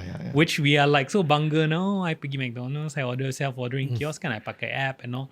Padahal Japanese already had it long time ago, but it's just the buttons are your typical. I beli Coca-Cola, I beli Pepsi, and all sorts, right? But you press. Yeah, which is some restaurants are still like that, like your Ichirans and all sorts. You still have the press, and then you have a coupon, and then you go to counter and you give it to them. So these are automation. Yeah. Of course, AI is just a bit sexier. They can predict based on your patterns and all sorts, right? But to me, I think as business owners, it's always about really how do you optimize your processes and do things much leaner. And really cut down a lot of steps. Cut down a lot of steps. How do I make my customer be able to access my products at lesser steps? Correct. Yeah, lesser steps. So I personally believe in having right processes and automating all of these. It doesn't have to be, sexy or whatever, right? It's just making Simple sure that I cut as much work for my team so that they can do other things. Yeah, they can be more efficient. Yeah. And if I may, right, I just want to go deeper into how you actually create or cultivate the culture in ZUS Coffee. Because I think one of the most important is also berdepan dengan customer, right? So when you want to be in front of customer, you have to have a good attitude and stuff like that, kan? And I'm sure it has to come back from HQ or back to the leader. How do you cultivate a good culture so that everybody is like happy and also want like to the serve? heart of barista spirit that you guys have, right? Yeah. Actually, all this while we haven't really focused too much on customer servicing. We have always focused on Growth. growth, execution, operations, making sure that we can churn out drinks, right? Never about barista smiling. Maybe because at that point in time they were very mass, so we didn't focus too much, right? But I think that's something that we need to cultivate moving forward. I think that's still very, very important in service line. But in terms of pushing culture-wise, honestly, I don't really have an answer. Even until today, I still couldn't find a right way to do this. But I only know that it's really throughout this journey, constantly aligning to everyone or communicating with everyone in terms of what we really want to achieve, what we are not happy about, what we like, what we don't like. And I'll give you one example, right? So we read a lot about Amazon. Yes. So Jeff Bezos is actually a great guy that you can learn from in terms of culture, right? Did he know what he needed to do at that point of time? I don't think so. But again, there was one thing, I forgot how many values were there. So he had this whole list of what are the things that he likes, or what are the things that he thinks is cool, and what are the things that he thinks is not cool, right? Like say politics is not cool, being humble is cool, because it's just really what he set that standard. He set those standards, right? So then we learn from it as well. So then we put it down in one whole list in terms of what we really want in the company. Again, so we want humble team members. So we put, humble is cool. Cool. Yeah. And then we don't like the company one day, it become too political. Then we wrote that politics is not cool. Yeah. Teamwork is cool, and we really wrote down all of these, right? And it's So really and it's really the thoughts, and it's very genuine thoughts about how we want everyone to be lah. Sometimes bila your team small kan, it's very easy to communicate in terms of, hey bro, jangan buat macam ni lah. It's not good, right? Hey bro, you already done something wrong, right? Maybe you can fix. But when you grow too big, susah to communicate that way. And sometimes it's also very hard for you to go around to so many people. Yeah, currently in corporate HQ kita lebih kurang 500 lebih orang. Crazy. Yeah, Tak so termasuk dengan macam mana nak staff cakap? lagi kan? tak termasuk dengan your Service, retail staff. yeah. So that's total what? 3,000? 6,000 over. 6,000, wow. 6,000 over team members. Wow. So again, how do I make sure that semua orang dapat the same message kan? It's really through all this lah. And then at least they know that, oh, you know, this is the beliefs of the company. And I think companies like AirAsia has done very, very well, right? Because the communication of the vision on now everyone can fly actually tells everyone that, hey, for whatever that you do, you got to make sure that you know you serve that particular segment of customer kan? Yes. Yeah, and for us it's also the same. And similarly, our tagline is a necessity, not a luxury. Yeah. Amazing we constantly tagline. remind ourselves, you know, sometimes kita nak buat fancy stuff semua, nak buat cantik-cantik atas semua.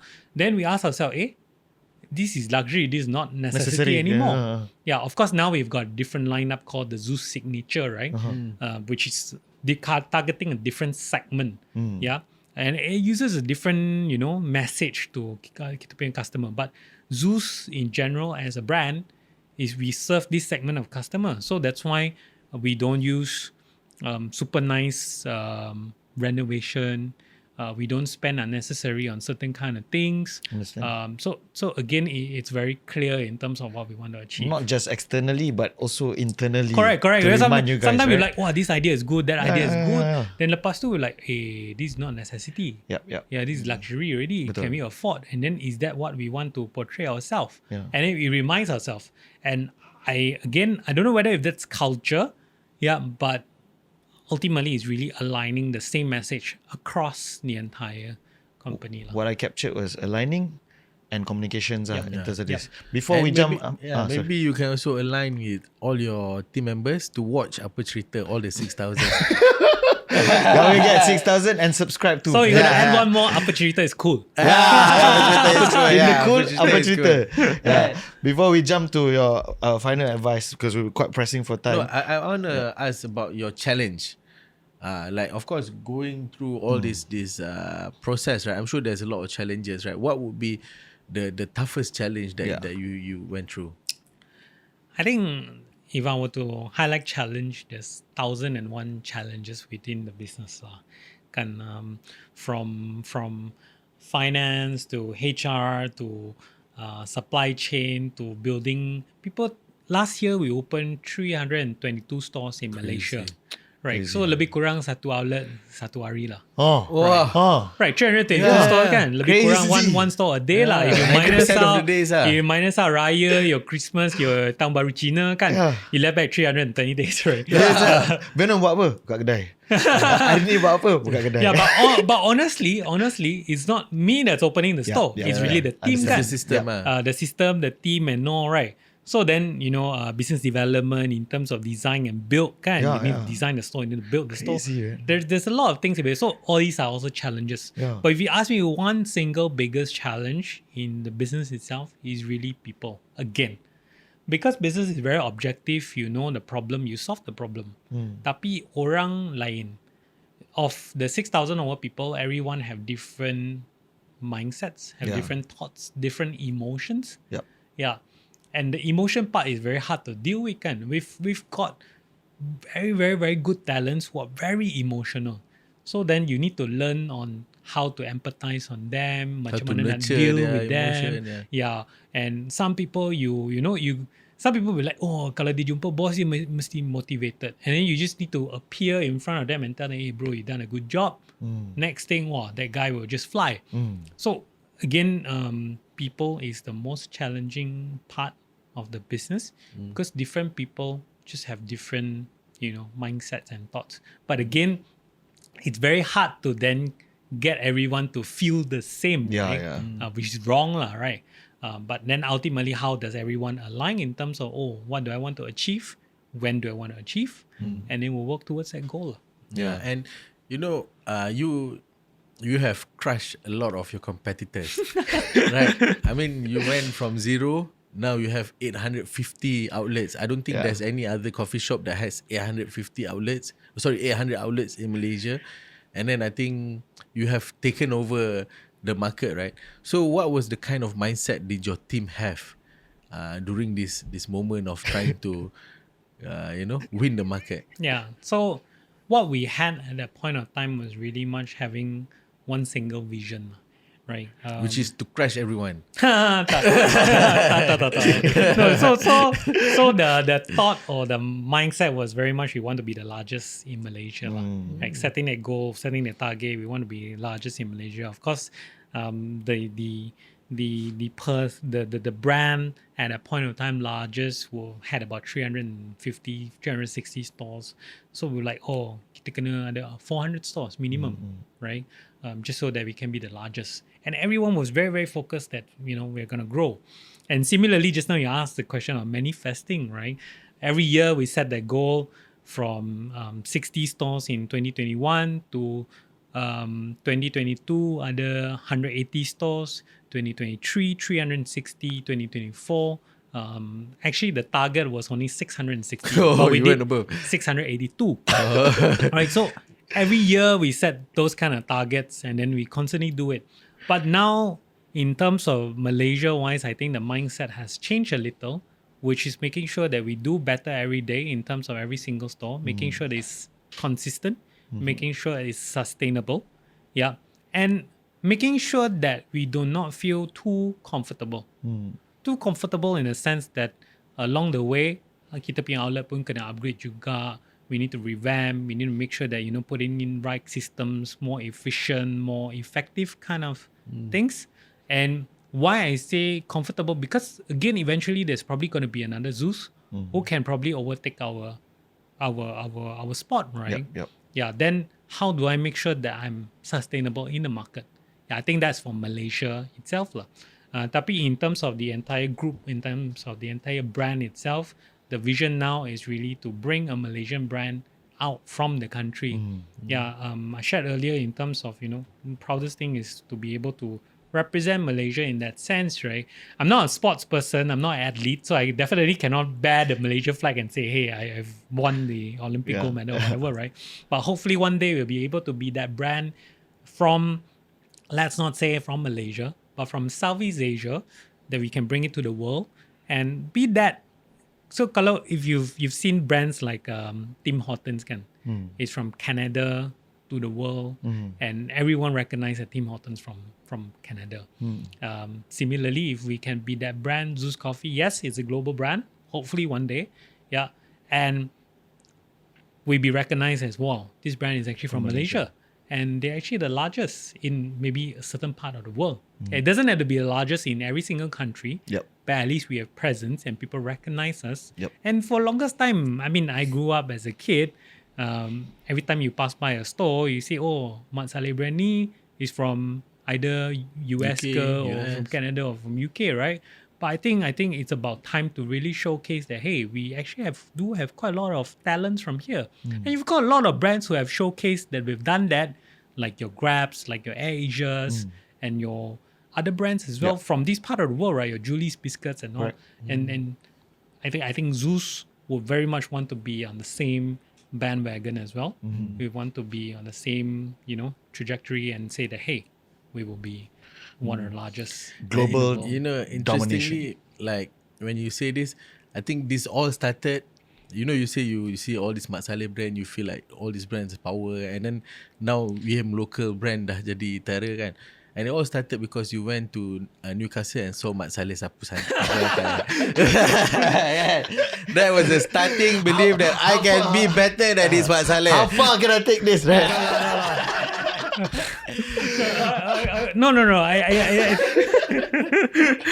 I think one thing, of course, putting it in the mind is that hopefully one day For longest time, people will always say, working for companies from this part of the world means better. you're successful, right? Hopefully one day people would say they're working for Malaysian companies. They are successful. Right. Right. Again, people go into, again, no offense to certain companies like a Big Four, wow, I'm very successful, I'm very smart and all, right? We want to be The Big Four. yeah. I mean, we want to be that brand where you go to that company to work means you are smart. You go to the company to work means there's a lot of opportunities that you can grow, and that and ZUS wants to be that lah. Yeah. That's amazing. Okay, bro. Yeah. My last question before the advice. Of course, looking back this past 6-7 years, you have accomplished so much. ZUS, is on track to achieve 1 billion a year. And, having 850 stores, going into different markets in the world. So looking back at what you have achieved, right? How do you feel? I think we still constantly have the mindset where we are small. Yeah. Small lah. Not no, happy. we are small. The mindset. Yeah, because again, there are few things, right? First thing, if you're small, you're much more agile. You can do a lot more things, much more flexible. Second thing is when you're smaller, people give you a lot more chance and opportunity to take on many other things, right? Yeah, and then because if you constantly think you're big, you think you are too strong, you're too comfortable, then you don't push for something bigger, right? In fact, I think we're going to cut off the numbers, right? If I look back in terms of, let's just say, the numbers that we've achieved, let's not talk about number of stores. Let's talk about in terms of sales or revenue, right? The revenue that we've grown, yes, we may be of a larger corporation. However, we still think we're small. We still think we're small because you're never going to stop. It's just like running a marathon, right? Yeah. If Never I'm gonna going to stop. stop at 42, I'm never going to run an ultra. True. Yeah. So then it's really thinking that 42. The word that I tell myself is 42 only ma. Right? It's only 42 km, right? Yes, to some people it may sound like wah, orang ni action ah. Dia dah lari. No, it's a way of thinking. Dia dah lari full marathon 42 km ni dah belagak. Dia kata only 42 km kan. To a lot of people it's struggling, right? Yeah. But to us no. We just want to think in a different way where it's only 42. It's nothing to be proud of. It's nothing so great. It's just another number. Let's push. And again, be it, however much revenue that we're doing now, doing later, or in future, over the next 5 years, those are just numbers. But I think what's more important is really the impact that we can provide with this organization itself, being either a Malaysian brand going to all the Southeast Asian countries or being a Southeast Asian brand going to all the other countries as well. I think the biggest impact that we can provide is really the opportunity to the people and bringing in more talents on board and bringing these talents out to the world. And, sometimes I actually sell dream again to our Philippines team members, right? That, hey, there's so many overseas foreign workers from Philippines to, every part of the world, right? What if one day you will represent ZUS to be, in Singapore or in Middle East or in the States? Yeah, I think that would be something that we're very proud of. Yeah. And I think that's impactful. Yep. Whatever number that is lah. Yeah. Amazing. But yeah, looking back, do you feel proud of what you've achieved? I wouldn't say proud. I'm happy.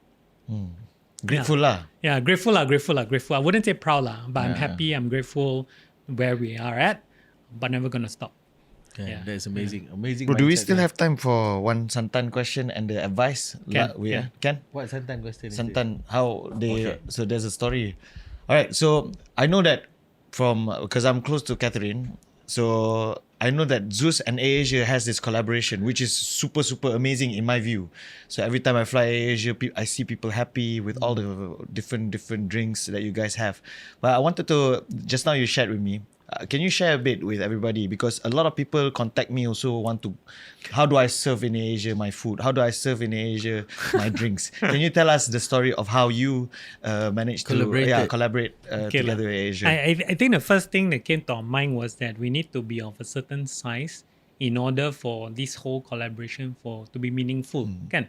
Meaningful in the sense that first, kalau let's say I ada 10 outlet, tapi I dah banyak ads on airplane kan, or even it doesn't make sense because when you go on the ground, I ada 10 outlet je, takkan orang purposely go and find the outlet and really buy a coffee, right? Betul. Yeah, and you need to make sure that you have significant amount of stores. That's number one. So when we had significant amount of stores, I think masa tu kita ada lebih kurang 200 outlet ke 200 lebih. So people can access across Malaysia. We already have stores kan. That was the time when we're like, how do we elevate our brand equity? Yeah, the brand equity would be that orang nampak kita kecil lah. Yeah, you have 200 over stores, so what? Kan? So we're like, we want to showcase to people that we're bigger now, bigger brands want to work with us. Yeah. So then we were like, how do we enter Asia? Yeah. Of course, we have friends who work there and all. They were like, hey, can you help us to put a word and say we've done a good job? We've done a good job, and the ZUS coffee is good. Sometimes we send free coffee. Yeah, then people can see, it's not red today, it's blue. Right? So I think all this makes a difference, kan? Yeah. Then until one day, I think the message was passed to Tony, and Tony raised it in one of the meetings and say, hey, our coffee is not great. Why not? You guys just work with ZUS, right? Yeah. This was what I was told lah. Yeah. I don't know what was in that meeting. Sounds like Tony. Sounds like, hey, get the ZUS. but again, that was what I heard. So then immediately on the same day, I've actually got 2 calls. Yeah, one was from a friend, and he was like, "Hey, Tony said that he wants your coffee in flight. Yeah. Then we're like, who's the right person to reach out to? Yeah. So then we actually got a contact. Second person, same thing. He was like, hey, you guys have made it. Tony actually mentioned about your brand in one of the meetings. And this is probably your shot, right? Then we're like, hey, this is the opportunity. Yeah. But then we were thinking, how do we really serve coffee in flight? That's another thing, right? We really didn't know. So we came up with a lot. So, of course, then we received the third call. I don't remember from who. I think it was probably from the Santan group or Santan team, right? Reach out to us and say, hey, we want to explore, and then let's speak. Yeah. And then I think that's the first time that we got engaged with Catherine. Yeah. But again, we have zero idea in terms of how we can sell. We just wanted to pick a mind in terms of, hey, what would sell in flight. And she was sharing a lot of experience. Whatever that you taste on the ground is different from in flight. Yep. Yeah. Different taste buds and all because of the air pressure and all, right? They were like, wow, how? So every time we need to go in fly airplane and then do testings and all kind. Until when I think it took a while. It took a long time. We didn't manage to launch it. I think that was like 6-7 months later. Then Catherine came back. She was like, hey, I found us a solution. And this was that capsule coffee. Yeah. That you see now. Right? Yeah. So she actually gave us the opportunity and say that, hey, this was actually the new technology. And then maybe you guys should use this to sell in flight. Yeah, and that's how it all happened. And then of course she gave us a very tight timeline. She wanted it within a month, and we did it. I think 6 weeks around there. 6 weeks. We launched it. That was actually Q4 in 2023. Yep. Q4 2023, and that's how it all happened. But I think one thing that is really interesting from this story. You guys are actually huge. You guys are actually a big company doing hundreds of millions already at that time. But when you meet another company, you were humble enough to actually, not have that ego. That's why I say you constantly think that you are small. Yeah, that's why I think that's a very important point because you don't just say it, but you actually act that way. But some brands, bigger brands, they will be like, it's okay, I want my terms, I want, But when you come in like as a small person ataupun humble person, you try to make it work, and the other person also would love that and they want to support also whatever you do, right? Yeah. I in fact, this is something that I've learned. I mean, I've grown up as a kid, right? I've seen how Tony has actually done, and Dato has actually done his Today, business, right? They've always been very, very humble. I still remember that there was, I think this was more than 10 years ago, I made a complaint through Twitter. Yeah. And I just tagged Tony. I was like, hey, your customer service is bad, right? And he responded to me. Then I was like, hey, that's how you as a leader would work, right? And for longest time, I always remember that experience. Nobody would believe. Experience. Yeah, nobody would believe me that he responded to my complaint. Yeah, and until today, I still believe that anyone who reaches out to me under my best capacity, of course, it's busy, right? You try your best. Yeah, I try my very best to try to respond as much as I can to every single customer, or even any potential collabs or partnerships. Like some people will be like, oh, I never expect you to reply me on certain kind of platforms, right? But like, oh, I really try my best. I also thought of outsourcing it, but again, when you do that, then it's different kind of already, it's different, right? You're then no longer a mentor, Sorry? If like that, you cannot be a mentor, lah. Correct, lah. I mean, you cannot help people so much, you really want the genuine part of your end to be there, lah. So again, I learned from all these leaders as well. So yeah. That's amazing. Awesome.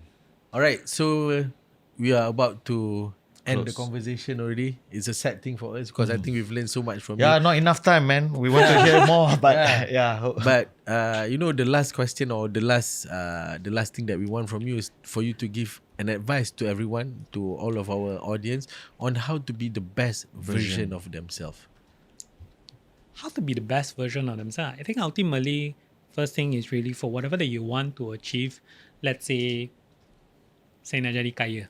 Or I want to buy a house. It's okay to set that as a target and have that proper or positive mindset that I'm able to achieve it. Yeah. Take it backwards and say, I always use it, I'm not an engineer lah, tak jadi kan. So then I always break it down in the sense that, in order to achieve that, what am I going to do?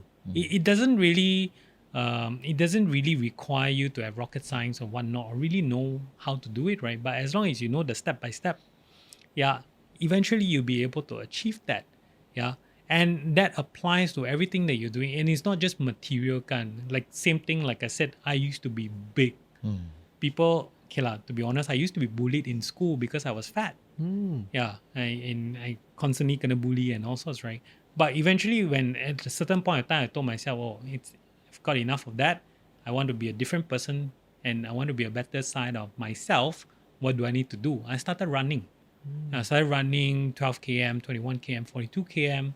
And then eventually people still don't believe it until today that someone who's that fat could do 100 kilometers. And it's really the self-belief in yourself that actually we all can do all of these or we all can achieve all of these.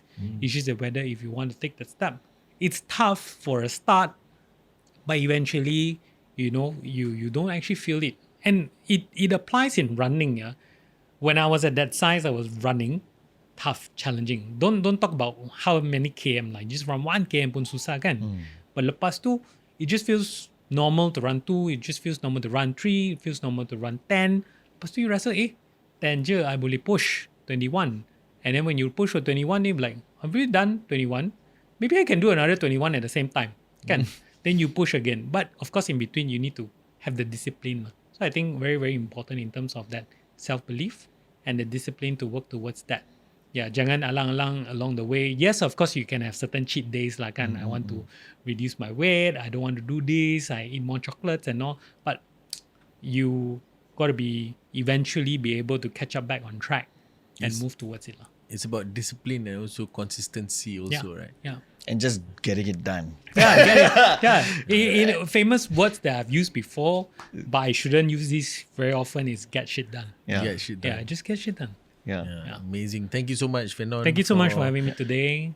Yeah. Thank you so much also for being here. I really appreciate you telling us your journey. and it's really impressive. And I've been watching ZUS for a few years already. I think my wife is one of Big fan. Before of course a different brand, and then suddenly now it changed to Blue. before pre-pandemic it was a different brand, and then everyone in the office also was drinking a different brand, and now ZUS has becoming a brand for corporate people, for people who enjoys drinking coffee. And to see that you guys grow so fast, so big as another Malaysian, I feel so proud to see. And I hope and I wish that ZUS can be a global name, and ZUS can also make us all Malaysian proud. And by that time, we will call you Datuk Vernon. Hey, That's it. Yeah. And I hope you continue to inspire others and continue to be humble, because humble is cool. Yeah. Yes. And Humble is anything for cool. you? Yeah. Very quick one. Thank you so much for taking Thanks, the time, Vernon. Your story shows that, because I believe in God a lot. So like there was up, there was down, there was up, there was down. And when you're up, basically, like you say, you always have to think small and you have to stay humble, because actually God can just take it just like that, like how your eBay got thingy, right? Yeah. And another thing is where the manifestation part, because I'm currently in my manifestation era. So I love how you set your goals are like crazy and with timeline, because that's what I was just sharing to you yesterday, right? The love's clarity and by when and what for. So it's amazing. The manifestation, right? We wanted to launch Thailand in August. Yeah. And we're launching Thailand in August. And it was impossible timeline, Yeah. When we set early this year, when we were finalizing all the stuff, Yeah. right? Couldn't do it. And we're launching Thailand in August. Yeah. So again, Crazy. I don't know whether if it's manifestation, but setting those tight timelines make you a different person. Yeah. Your subconscious, the things you do. Like you say, this Santan and Asia thing, you have this story, but little that it's just you said, I want to, that's all. Yeah. I wanna do this thing, right? Yeah. So thank you so much. Thank you so much. Thank you so much. Thank you. All right, so thank you so much to you guys also Thank for you so watching. much, guys. And this episode is brought to you by PTTI. And if you guys have children or if you guys are doing SPM, you guys should really look at PTTI, sebab PTTI ni dah menghasilkan sangat banyak result-result Malaysian luar Book biasa. of Records. Malaysian Book of Record, and we are one of the biggest online tuition. We have already about 15,000 students, yet we still create a lot of amazing result. So please check out PTTI and tell your friends and family about it. Alright, so thank you so much guys. InsyaAllah kita akan jumpa lagi di minggu hadapan. Assalamualaikum warahmatullahi wabarakatuh.